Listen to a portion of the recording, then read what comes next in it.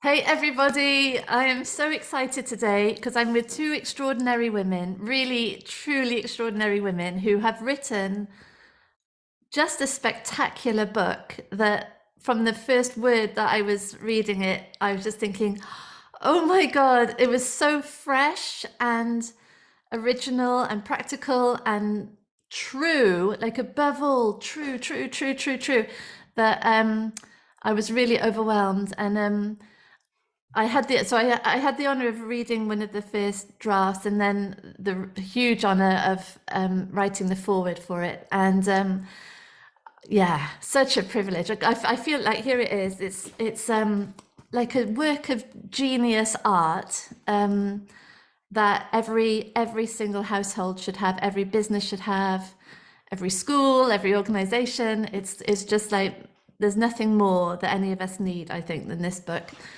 And we've got some time to talk about it, and for me to catch up with you too, because I'm so happy about that.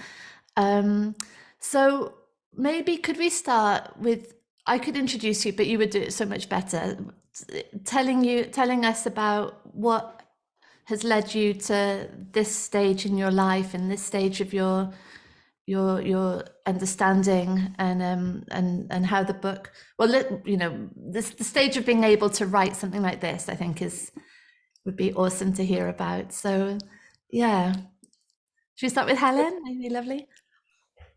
Thanks, Claire. Yeah, lovely to be back with you. We've spent many a time on a Zoom call, so it's Yeah, we have. So nice, lovely so to see nice, you love. again. So for my journey kind of went from a very strange route from chemistry at uni to accountancy, failed within 3 months, to HR, which I did for a number of years, probably about 13, 14 years altogether, and then into psychology-based coaching. And that was kind of the real, I guess, the earnest beginning of self-development, thinking, well, if I can get my thinking right, then I will get my feelings right, and then I will have a really nice experience of life. And then a few years after that came to a point of saying, well, that's not totally worked. Some bits seems to be working, some bits is going down the toilet. So that was what led me into an exploration which at the time I thought was just the three principles with Piers Thurston, but which fairly soon into it I discovered was a combination of three principles and non-duality, which in itself was kind of annoying because I thought I'd found the thing in this thing that was being called the three principles. I thought it was the thing. I found the one silver bullet thing. And then so when my friend said, oh, it sounds like he's talking about non-duality, I was, what do you mean? There's another thing? I thought this was the only thing now. So yeah, so I worked with Piers for a few months, had quite a significant awakening with him. And then Clare, I came to your world. So beginning of 2019, and really for 2 years, wasn't it? We were quite, I was very deeply involved with all your courses and explorations and mastermind, and a huge amount of what it sometimes, as you know, felt kind of annoying. You know, there were times in our one-to-one sessions where it's like, oh, expletive gifts, but incredibly powerful at turning the mirror on the ego to see all the places in life where false barriers have been put up and false ideas of, oh, it's them over there that's the problem, when in fact it was my own confusions that were the core of the problem. So massive undoing of a load of stuff in that. And then 2021 became a year for me of wanting to find my own voice, wanting to find my own place. And that was really a year of yeah, really at the core of it, undoing that contraction of fear that most humans walk around with, often without even realizing it. And then so towards the end of last year was when I had the initial idea for the book, which we'll talk more later in terms of how that then transpired into a book. But that was when the first inspiration came through of, oh, this is the book to write. So yeah, that's how I got to here. Oh, I love that, darling. I love it. Thank you. Thank you for your part in it. Oh, And such your books, of course, your books. honor. Yeah. Oh, an angel. Thank you, loves. And Sarah, darling, what's brought you here? My life happens largely by accident. My first degree, I didn't get the grades for the place I wanted to go. But alongside one of the local universities happening to have one of my friends as head of department, so they offered me a really low grade to make sure that I got in somewhere. The people who'd interviewed me liked me and thought I'd be useful to have around, so I got in anyway. And that was a theology degree, and I didn't want to be an accountant, and Durham does not know what to do with you if you don't want to be an accountant. They sort of point you to the folders, go away. And I almost did a HR qualification, but I'd also applied for a master's in IT, which was massively oversubscribed. But as it happened, female 21 with an arts degree were what the government wanted that year. So I got huge. My mother phoned me and she said, oh, they called and said they were going to pay all your fees and give you a grant. It was a big grant as well for that year. And but I thought you were all going to do the HR course. No, that sounds even better. They're going to pay me. So I ended up in IT really by accident, and worked in IT for a corporate consulting, corporate IT for about 14 years before, by accident, I ended up as a massage therapist because I wanted to learn more anatomy. I was working 70-hour weeks. The only place I could find to learn anatomy was a massage school at a weekend. So I learned anatomy thinking, I'll just go home at lunchtime. But they sort of made me stay, and I got into it. And it turned into a whole new career of bodywork, of teaching massage, of teaching Pilates, of helping people kind of be more present to themselves. And obviously, when you're a massage therapist, you end up being some sort of untrained emotional therapist at the same time, because everybody wants to tell you their story. And you start to see that the story and the body aren't different things. They're the same thing. So how I came into coaching through principles non-duality was mostly because of Amazon's algorithm and a video about a bike that steered backwards. And there you have it, really. It came about all by accident. But what I found was I kind of wondered why such little drops of fresh perspective with a massage client made such big differences. And I wondered why the really unorthodox way I'd behaved during my corporate career had worked. And I wondered, I guess, just why my life had worked out the way it had. And suddenly I'd got the answers, and it made sense. And it wasn't that, oh, it just makes sense for me. It was like, this makes sense for everybody. And if there's a way of introducing it that's going to actually hit that sweet spot of seeing reality how it is, engaged in life, and happy, basically just happy, without false pretenses, then it just felt like such a good place to be. And that's what brought me here, I guess. So great. So great. And listening to you both, I'm sure anyone listening to this, same as me, will be having this just sense of people who are so like us, you know, in the real world, dealing with real stuff, and at the same time, whose life experiences and perspective, I think, capacity for inquiry and curiosity and engagement has led to something that is so profound and so universal and so across the board true and helpful. And so yeah, I'm in awe of you both. And so that is really takes us to this, which is how did it come about? Like how did it come about? What did you want to do with the book? And the process as well of writing it? Because That's really like two people collaborating on a book that has so much in it. Must have been an interesting process for you both as well. So tell us everything, because I think I really think this is destined to be a classic. And so let's hear how it originated. Well, Helen has to start, because it did start with Helen. It did. Yeah, so I think as part of that journey through 2021, I came to have a much greater sense of clarity around awakening versus enlightenment. And not everybody makes that distinction. Lots of people will just interchange those two words. But I think it became really clear to me that there's two distinct things happening, and that awakening, as we've written about in this book, is the recognition of our essential nature. And just that's all it is, which is actually right here every day and every moment. We just don't pay attention. We just aren't directed to point towards that.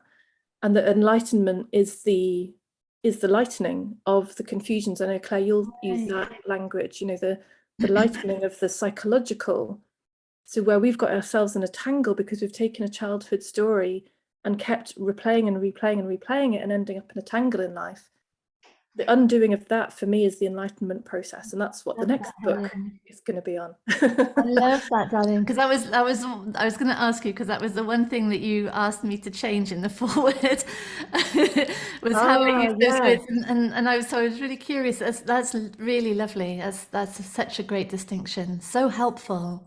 Well, yeah, it was for me. Like the I think as I became more into that space in that year, it was like, oh, it's this. Like it's the fact of our nature, and then there's a whole world of stuff. Yeah. And the whole world of stuff includes our psychology, it includes the body, it includes all of the things, which again, I mean, we touch and we point towards that in this book. The next one will go much deeper into that enlightenment process. But yeah, it just became really clear there's this distinction.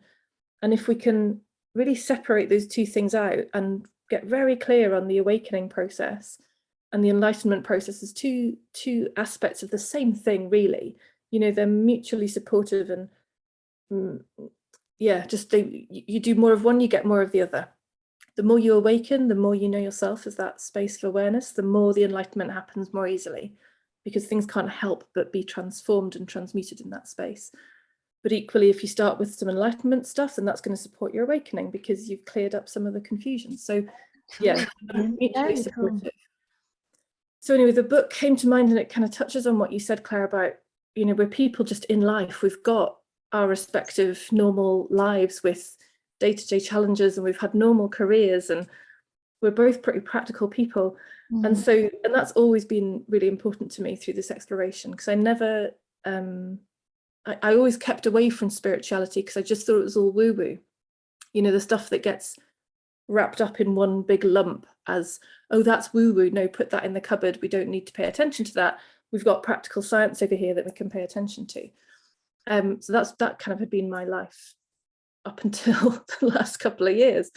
So the desire came for this clarity of a little book of awakening, which was the original title, and a little book of enlightenment, and for them to be practical. A very big, complete book. Yeah, complete, absolutely. We'll talk about that bit of the story. So yeah, I wanted it to be practical, wanted it to be real, wanted it to be for everybody in everyday life, not for mystics and gurus and for, oh, you have to be a special person to get this or see this, or we wanted it to be, the original idea came through as it wanted to be practical, and therefore it seemed that I and Sarah have been the perfect conduits for that, because we also love the practical, we love the let's make this real. So that was really the beginning of it. And then so about a year ago, Sarah was doing some webinars, and I just happened to pop on to one to see what Sarah was up to these days, and it was like, oh my god, yeah, Sarah, of course, Sarah would be amazing to write this book with.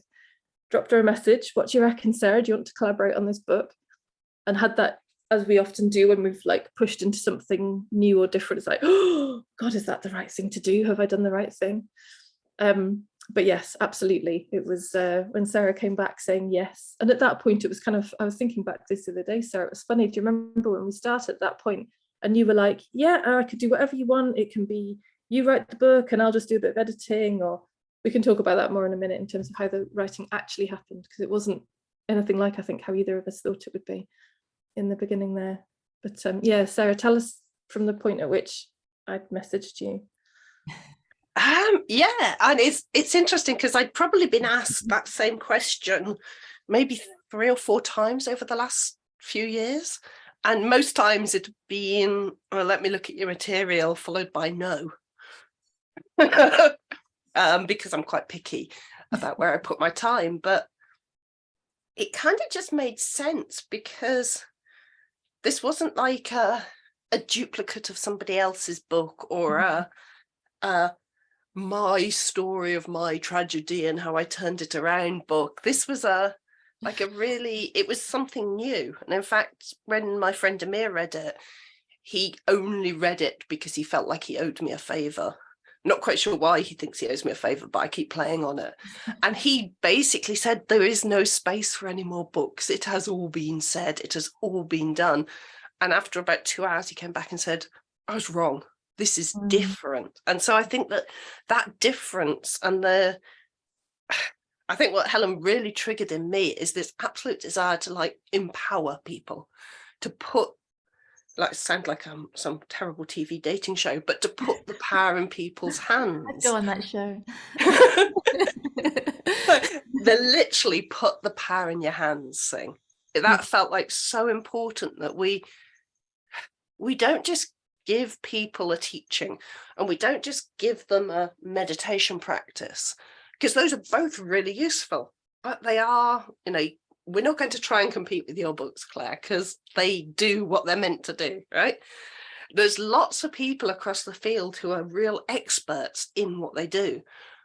And the one thing is that sometimes people struggle to take it from the page into their own life. And that was what Helen really triggered for me, was this is a way that we empower people to do it for themselves with guidance. And so that's where we started.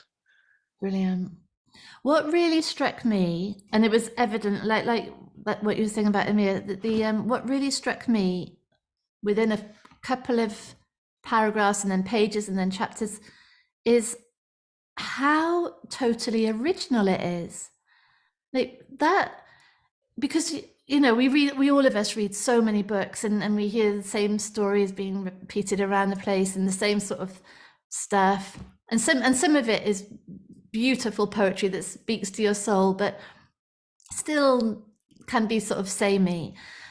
But this is like every page there's like, oh my God, I've never read that before, or I've never heard anyone say that before, or I've never heard that being described in that particular way. And it's really remarkable for something that is so universally true to be so fresh at the same time. You really have created something completely original. And just open up this really, have you ever had scrambled eggs? Like and awesome, like really, really awesome. These things that are so everyday in our life. So for both of you, where has your inspiration come from? What's been that process? Where has the inspiration come from? From life, from source, from the universe, from The kitchen. Well, yeah. So that specific one was I was running a non-dual session with a group with another coach, and it occurred to me how there was a point where I was getting really emphatic. It was like, oh, but God, I really want you to see this, and I know that's always a sign that I'm too far away from clarity to actually communicate something clearly. And I was like, there must be a metaphor in this. There must be an ideally a food metaphor, because I love food metaphors, that will help communicate this. And so that's what led to the scrambled eggs one, because I first went through an iteration of cake, and there was too much confusion within that one. Yeah, So yes, it ended up at scrambled eggs. it's brilliant. But Like yeah, for people, you know, just it's like it's pointing to the essential, isn't it? Like what is yeah, the essence, and what is the stuff that can be added in but doesn't affect the yeah. essential? And yeah, oh, And I guess as an example of, like, I would have heard Rupert Spira use that kind of phrase, you know, your essential self. I'd have heard mm, that over and over and over again. But for many years, it didn't really land. yes. And then it's like, well, how else can that be communicated? How else can that be said? That it's, yeah, it's in that, I guess, practical again, that tangible, that, back to Sarah's point, putting the power back in the individual's hands, that the heart has to have heard something, you know, that the heart will hear Rupert's words of essential nature. But yeah, the purpose of this book really is it's that bridge of logic, Sarah, that you so brilliantly bring Mm, into this, and which was what I first heard you talk about in that webinar as well. Yeah, but let's actually see it. Let's look at that for ourselves. Let's not just rely on those words sound nice that Rupert's saying. Let's actually see that, and see it clearly. And the scrambled eggs metaphor is, it's much less personally challenging than who you think you are. yes. Although, to be fair, our first book group did get into a little bit of a debate about how to make scrambled eggs. Like, there were a lot of opinions, and it was great because they could disagree with each other about the important ingredients, although they did all come down to what was essential and what was merely very, very, very important to them. But it meant that they could, every time what follows got a bit heavy for them, which is really getting into quite deep stuff about who you are and who you think you are and who you believe yourself to be and what you think that means, we could say, yeah, but remember the scrambled eggs. You might do it Heston's way and somebody else might do it Little Chef's way, which is open a packet and put it in the microwave, and everything in between. And so it gave them something they could kind of laugh again, and they could go, oh yeah, that's what we're doing. Because I think one of the things for me, I don't want to put words in Helen's mouth, was that the very traditional way of teaching this is the clearing away, that old netty path. Oh, well, you're not this, you're not this, you're not this, until there's nothing left. And then, because everything's so pure and clean, you'll realize who you are. But that works in a community, like in a physical community, and it can take years. I have a friend who was in that kind of community for 30 years before she was considered ready for this stage. But if somebody gets up at midnight and says, what's the meaning of life or awakeness or something, and they fall across a Rupert video or a Francis Lucille or one of your podcasts, by 6 a.m. they've kind of heard everything there is to be heard, in not necessarily in a way that they'll understand, and there's plenty of different ways to say it, but they will have had this wham of, this is the truth of who you are. So we can't start with cleaning up the mind and body. We can't start with enlightening. We have to start with, this is who you are, but then use it as a springboard and as a foundation at the same time to say what you're not, who you're not. And I think that chapter 5 is such a wonderful pivot between the two, because it keeps giving somebody something to go back to when their sense of self is challenged, when they get upset about the idea that their mother isn't essential to them, or their job isn't essential to them, or their hair color isn't essential to them. So yeah, I think that a lot of how the book came about was that it's like we've got to write for real people in a real world, and just because that's sounds like it's a really ordinary way of talking, it's not. It's still quite a challenging way of talking, and I think that a lot of the structure of the book came about, well, how does it work in this century, in the internet age, at a point where people are partners or parents or carers, or they have jobs, they have hobbies, they're not meditating for 10 hours a day unless they really want to. They're not living in an ashram unless they really want to. They're living just the same as somebody who isn't happy. They're living the same lives and the same patterns.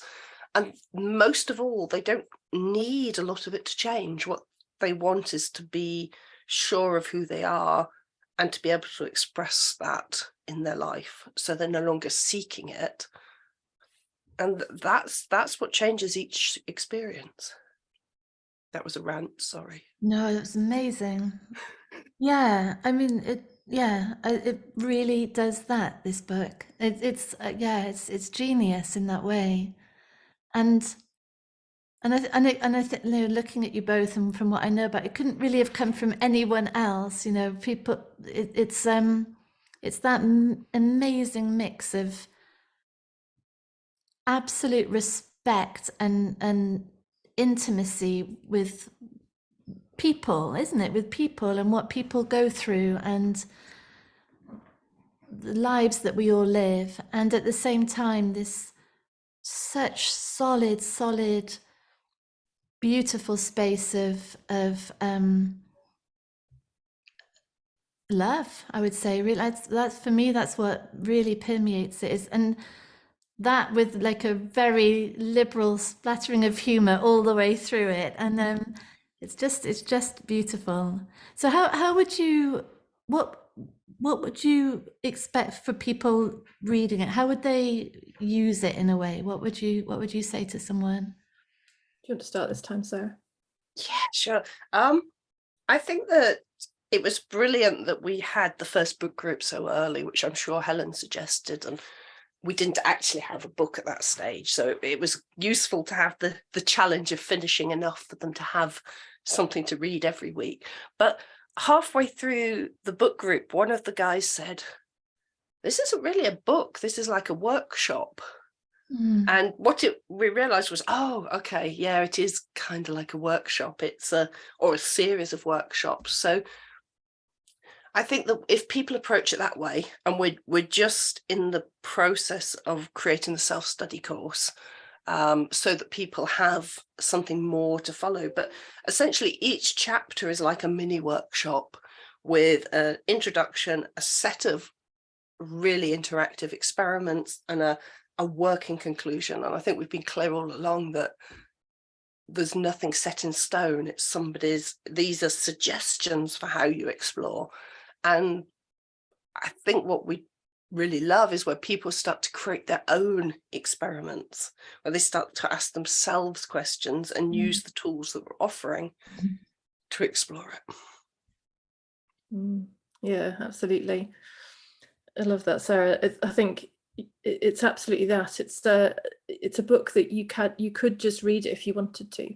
You know, like if Amir came back to you in a couple of hours, Sarah, and I know that Simon Mundy came back to me within like a few days, they'd obviously just read it as a book as you would read any other book, and for them that's okay because they've already seen stuff. So it's kind of and they were doing it for helping us with reviews as well. So there was a reason for reading it quickly.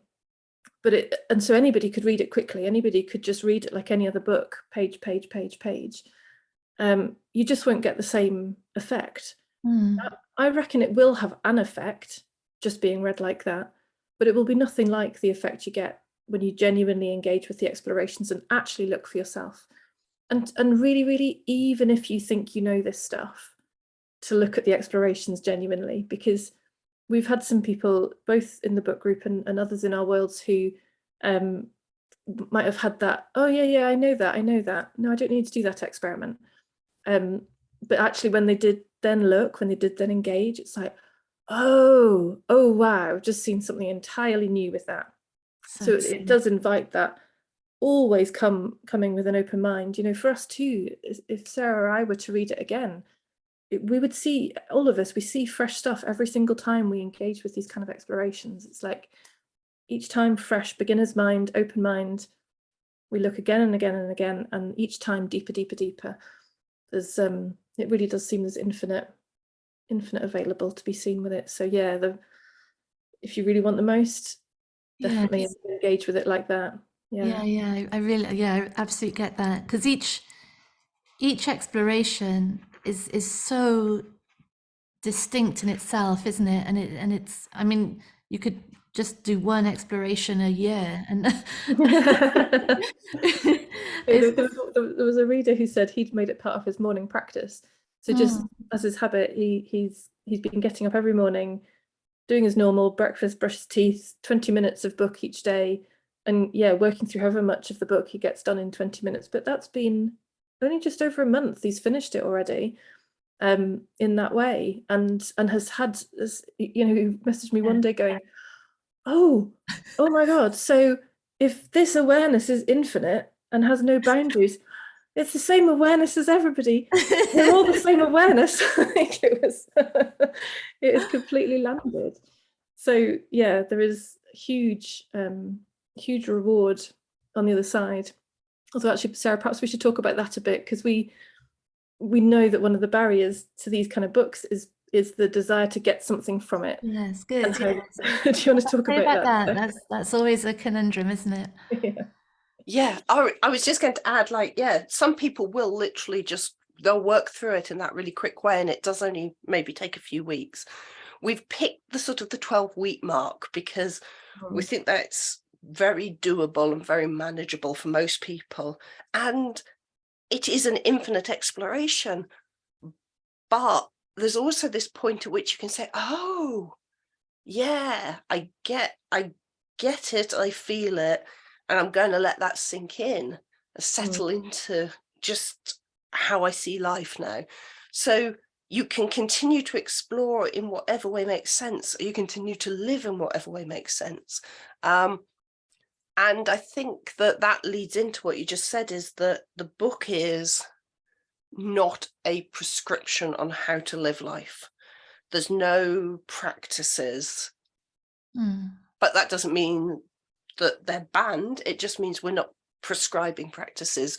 There's no rules. There's no little list that says, now you're awakened, you will eat like this and exercise like this and speak like this. I always thought that I'd know when I'd arrived, because I'd speak much more like Rupert Spira, much more measured and careful, and you know, some days I still can't work out how to say topsy-turvy in a way that doesn't use a lot of swear words. So yeah, really. So we really wanted to say to people, this is about this coming home to yourself, so that when you start to express yourself rather than look for yourself, it shows up your way. And if that shows up as being a climate change activist, or sitting really quietly at home, or being an active member of a parent-teacher association, or being a very enthusiastic dentist or dog walker or grandparent, or so it's normal to have an expectation of what's going to come out of it. But we wanted to just rein it in to say, there's all kinds of possibilities in your own unique expression. But this doesn't mean that your partner is suddenly going to become an Adonis who behaves brilliantly. Well, it hasn't happened here yet. It doesn't mean that flowers are going to turn their heads and look at you as you walk along the road. It doesn't mean you're going to live in a state of bliss necessarily. It just puts you in an embodied, lived understanding of who you are, and everything else that follows is pretty much secondary. Not that we won't celebrate it, but just that we can't tell you what it looks like.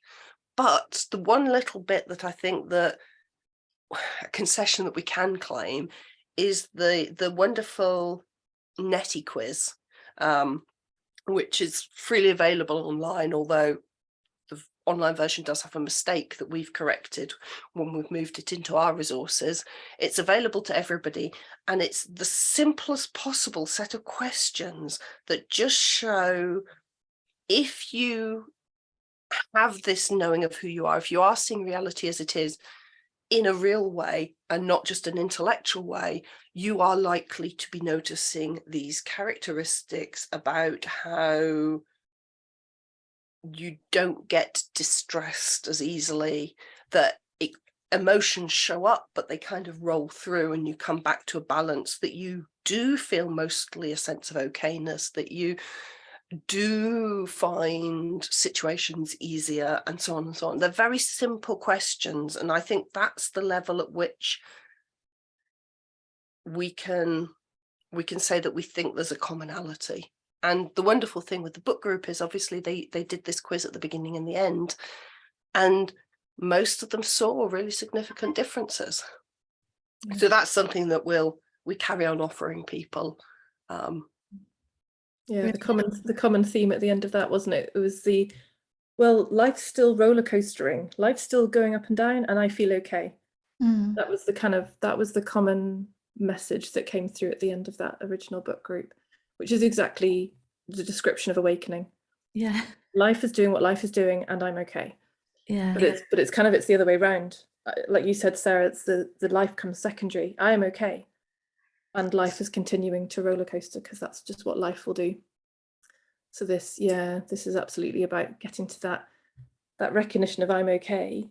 I am okayness always, already, and that being the primary purpose, not in order to feel better, not in order to get a better life, not in order to get this Adonis husband. I love that. It's not in order to anything. Write that book as well. How to get an Adonis husband.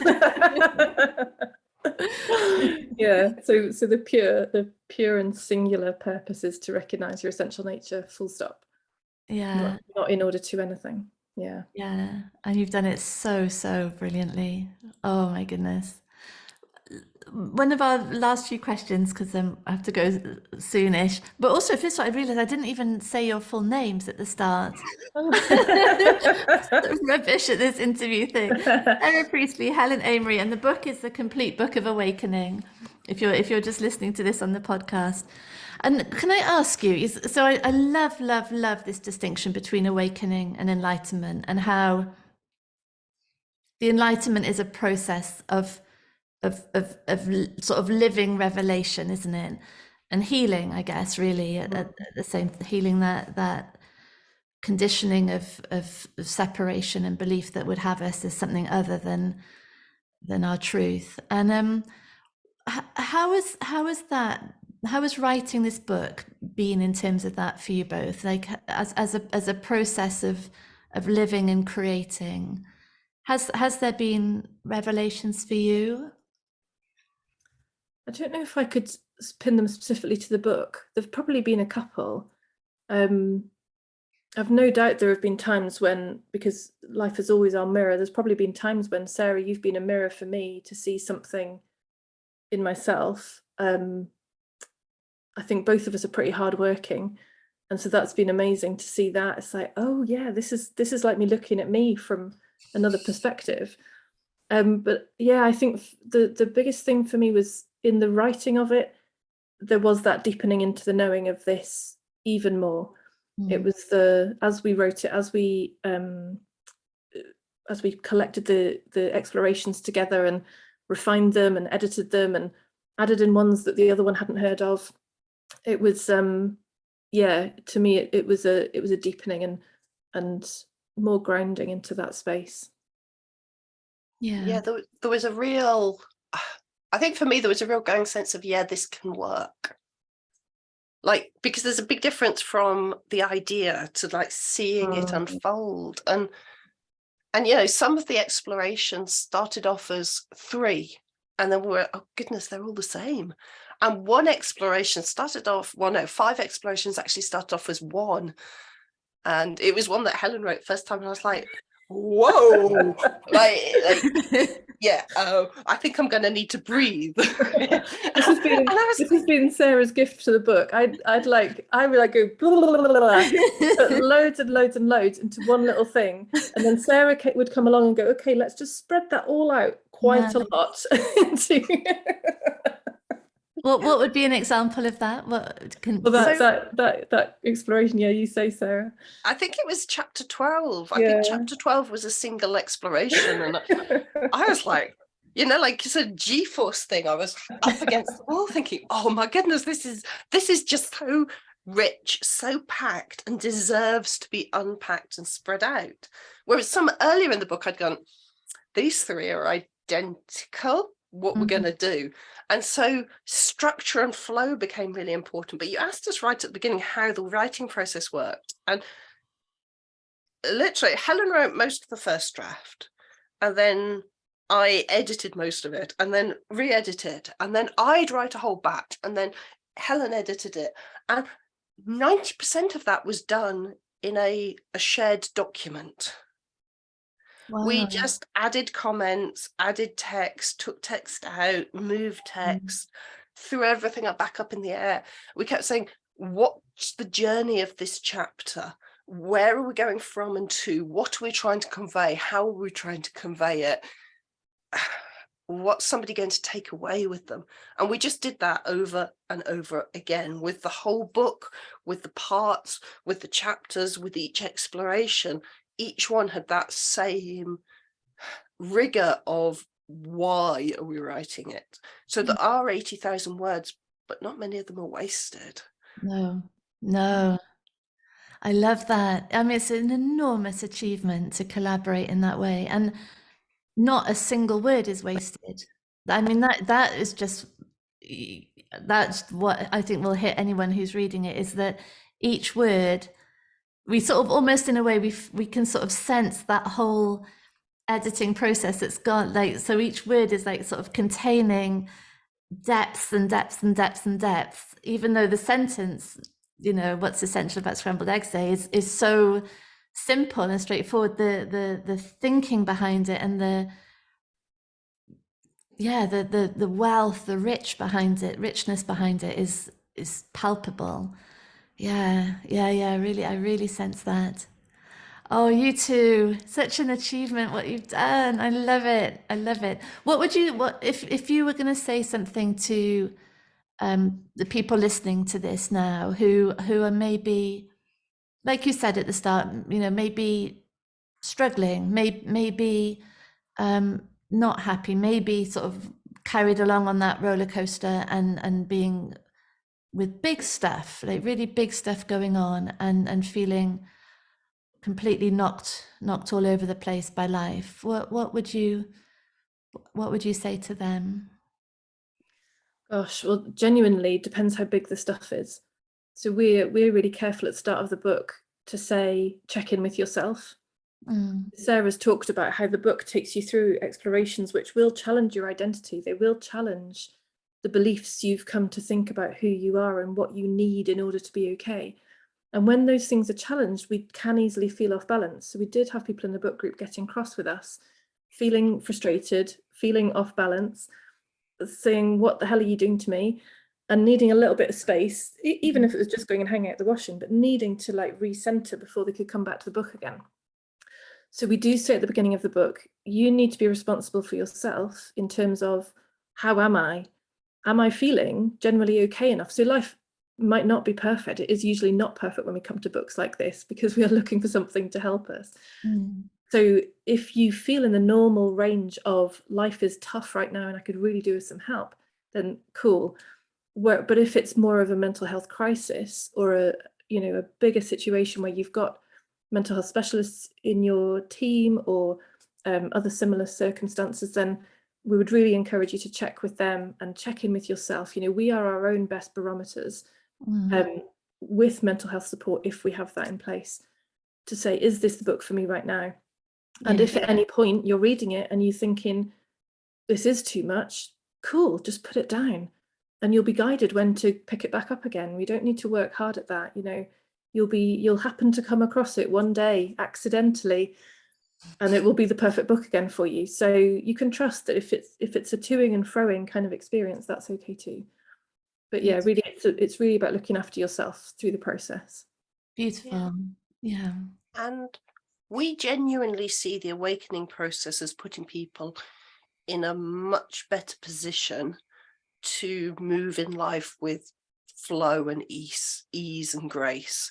But that doesn't eliminate the practical. you know, we still use staircases to go from one floor to another. We still brush our hair occasionally. I do brush my hair, even for an audio podcast.